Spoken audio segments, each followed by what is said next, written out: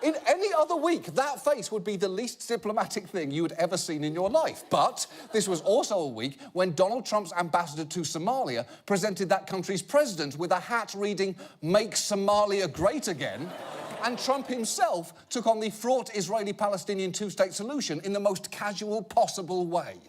Looking at two-state and one-state, and I like the one that both parties like.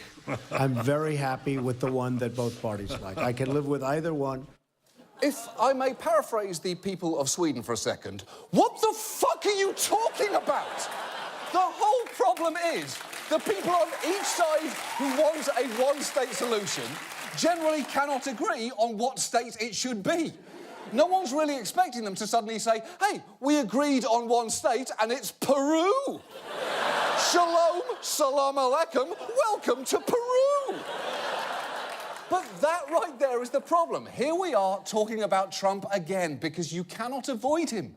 In the past week alone, Trump designated the media as enemies of the American people, had his EPA-hating nominee for head of the EPA confirmed, lost his nominee for Labour Secretary and his National Security Advisor, and signed a bill undoing Barack Obama's protections for waterways from coal mining waste, a signing that he capped off with this wonderful gesture.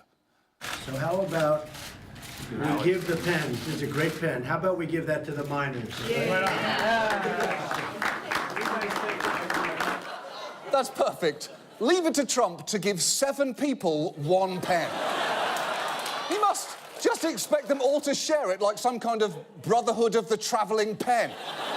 That might be the laziest instance of pen gifting I've ever seen, and I'm very much including every other time someone has given a pen as a gift. Oh, great, an expensive pen. It's different than a regular pen because I get to worry about losing it and no other reasons.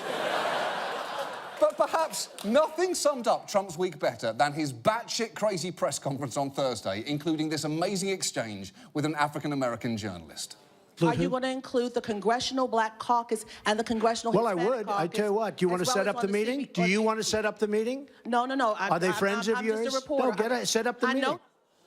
The man is incredible, because what hits you first there is the racism of assuming that all black people are friends. And then it's not until later that you really appreciate the sexism of thinking all women are there to perform secretarial tasks for you. The guy packs so much into so little. In fact, his press conference was so unhinged that many of the reporters covering it had the same initial response. Wow. Wow. Wow. Wow. Wow? Yeah, wow. Yes. Wow, indeed. A presidential press conference elicited the same reaction you get from people who just watch someone shoot fireworks out of his arse. Which, when you think about it, is actually fitting. Because whenever Trump speaks, what is it essentially other than just random sparks and flames sputtering noisily out of a damaged arsehole? And now, this. And now, Fox and Friends is painfully aware of who is watching them.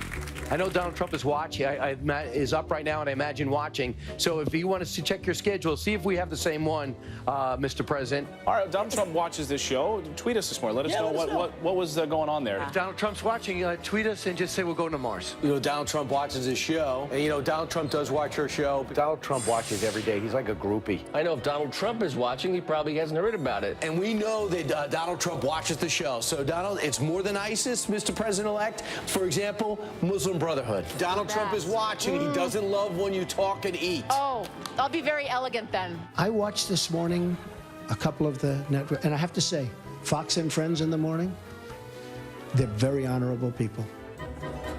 Wow.